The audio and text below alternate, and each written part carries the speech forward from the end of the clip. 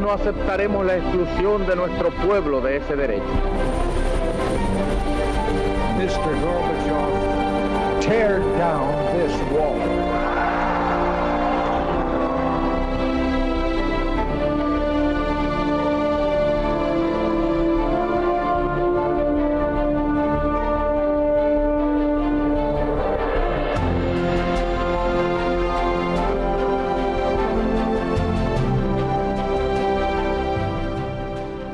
Muy buenas noches, señoras, caballeros, bienvenidos a Tiempos Modernos. Uno de los acontecimientos fundamentales de nuestro tiempo fue la entrada de Estados Unidos en la Primera Guerra Mundial. ¿Por qué? Primero, porque la hizo mundial de verdad. Por primera vez, 5 continentes combatían al mismo tiempo en un conflicto. Y en segundo lugar, porque los Estados Unidos aportaron al mundo de posguerra un programa, los 14 puntos del presidente Wilson, que en buena medida anticipaban lo que hoy conocemos como nuevo orden del mundo. ¿Cuáles fueron esos principios? ¿A qué aspiraban los Estados Unidos? Hablaremos hoy de ello, lo haremos con Vicente Miró. Un vídeo para ponernos en contexto y comenzamos.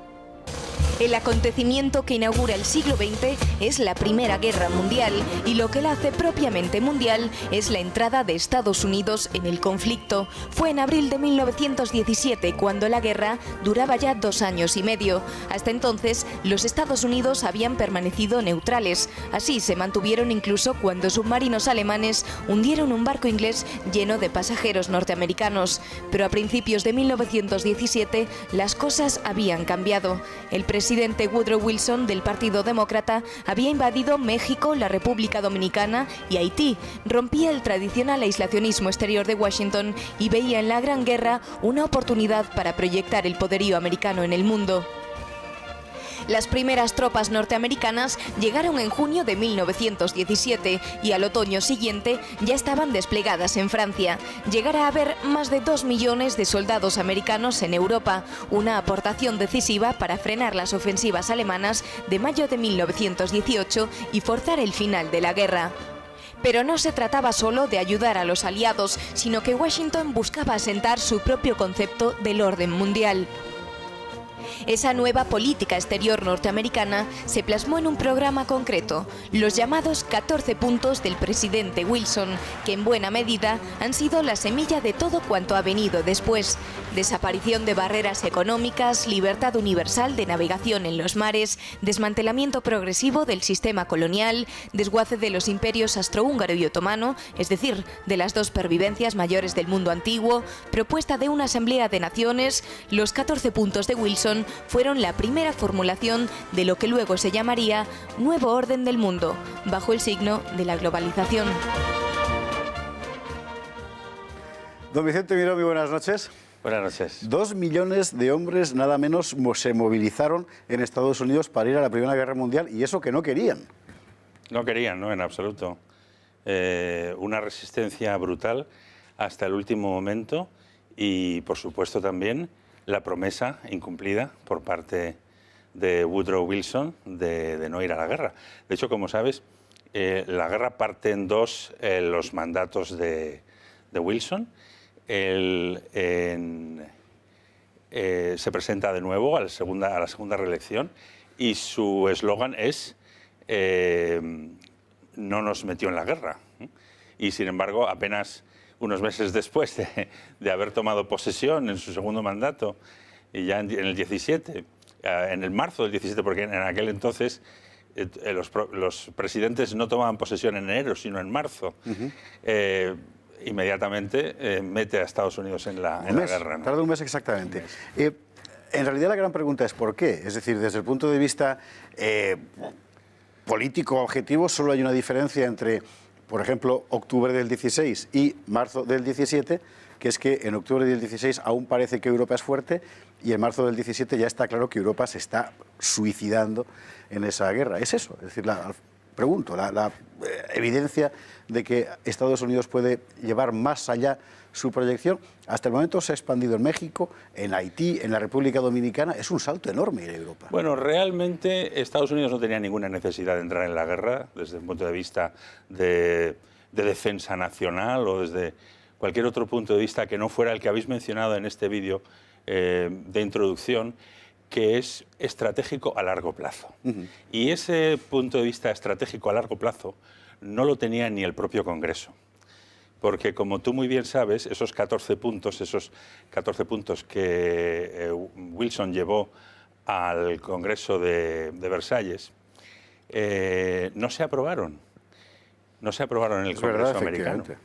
Y tampoco se aprobó la pertenencia a la Liga de las Naciones.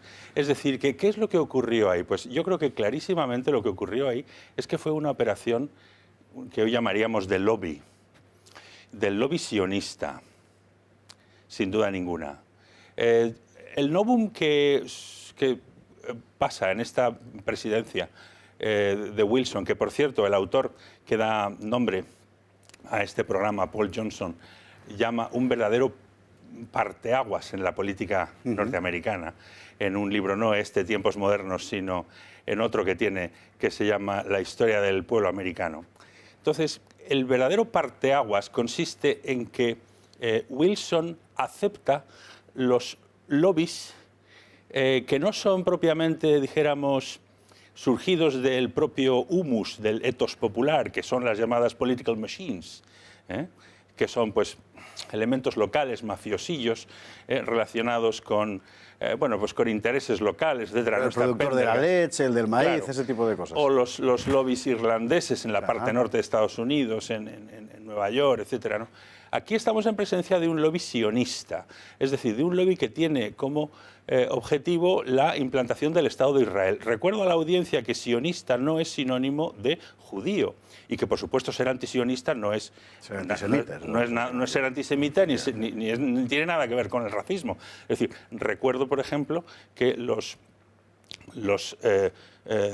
judíos fundamentalistas son antisemitas y periódicamente... Antisionistas. Perdón, antisionistas. Y periódicamente... estos, para que la gente los identifique bien, estos que van con los tirabuzones y la chistera, etcétera, etcétera. Entonces, efectivamente, aquí lo que sucede es que el political machine local de New Jersey, que es donde él queda elegido gobernador por primera vez, está muy debilitada y entonces, por circunstancias, él había sido el presidente de Princeton, de la universidad, le ofrecen el cargo, etcétera, etcétera, y entonces ahí es donde, dijéramos, se insertan estos elementos sionistas. Estos elementos sionistas que, con una gran visión y jugando muy a largo plazo, conseguirán todos sus objetivos. Hay que recordar también, por supuesto, la declaración de Balfour. La declaración de Balfour, que se produce unos meses después de la entrada de Estados Unidos en la guerra, y que no es ni más ni menos que una carta que escribe el primer ministro del Foreign Office inglés, el ministro del Foreign Office inglés, Balfour, a Rockefeller, al segundo barón Rothschild. Y en esa carta lo que le dice es que en el momento en el que sea posible va a poner a su disposición, a disposición del sionismo internacional, los territorios de Palestina para que puedan ser debidamente colonizados por ellos. La cuestión es que en esos puntos se prefigura, los 14 puntos de Wilson, lo que se prefigura en realidad es un gran proyecto de dominación mundial. Es decir, la extinción de los imperios tradicionales austrohúngaro y otomano, que efectivamente se hunden sobre sí mismos y también con ayuda exterior, la revolución rusa que está estallando en ese mismo momento, la apertura de barreras comerciales, que para la época era algo, en fin, que significaba privar a los estados de un elemento de soberanía fundamental. Todo eso se va a ir haciendo realidad en los decenios siguientes, incluso a pesar de que Wilson, objetivamente, a corto plazo, fracasa en su proyecto. Efectivamente, todos los elementos del mundo contemporáneo, es decir, del mundo que estamos viviendo hoy, están ya en esa presidencia. Si acaso a lo mejor prefigurados. Pero tú ponte a contar, empezando por la propia Reserva Federal Americana. Sí. La Reserva Federal Americana se funda en 1913. Es decir, a un año de su primera legislatura. Después viene el IRS, es decir, el impuesto sobre la renta. El impuesto sobre la renta no existía antes en ningún país. Ocasionalmente en Inglaterra se puso apenas unos meses y se retiró y afectó a muy poca gente. Pero es la primera vez que se implanta este impuesto, que después será copiado por todo el mundo. empieza también, esto no se suele saber, pero empieza también las políticas eugenésicas. Cierto, cierto, sí, señor. Empieza una eugenésica que en aquel momento era racista. Sí. Racista y era obligatoria. Esto poca gente lo sabe también. Las esterilizaciones masivas de montañeses, por ejemplo, son de esa esterilizaciones época, masivas que empiezan muy tempranamente, incluso un poco antes del mandato de Wilson. Wilson apoya en New Jersey la esterilización masiva. La esterilización masiva está vigente en Estados Unidos desde esa primera década del siglo XX hasta nada menos que 1970. La esterilización masiva, los programas de esterilización masiva los copiará Hitler en 1933. Sí, señor. Hay un libro magnífico de Goebbels, creo que se llama, sobre esa cuestión. Oye, nos queda poco tiempo y una pregunta te querría hacer, porque visto desde aquí, Wilson era del Partido Demócrata, Roosevelt también era del Partido Demócrata. ¿Tiene algo que ver aquí el hecho de que uno sea de un partido u otro, o son grupos de poder, digamos, transversales a los grandes partidos americanos? Bueno, ahí ocurre cosas muy interesantísimas con los partidos, efectivamente. Wilson es el primer demócrata que tiene 2 mandatos desde Andrew Jackson, nada menos, es decir, desde prácticamente 100 años. Wilson también es el primer demócrata que empieza a operar lo que se llamará la inversión política, la inversión de los partidos en Estados Unidos, que solamente se completará con FDR, con Roosevelt, con el segundo Roosevelt, ¿no? ¿Y en qué consiste esa inversión? Bueno, pues consiste básicamente en el electorado negro. El electorado negro pasará masivamente de apoyar al Partido Republicano a apoyar al Partido Demócrata.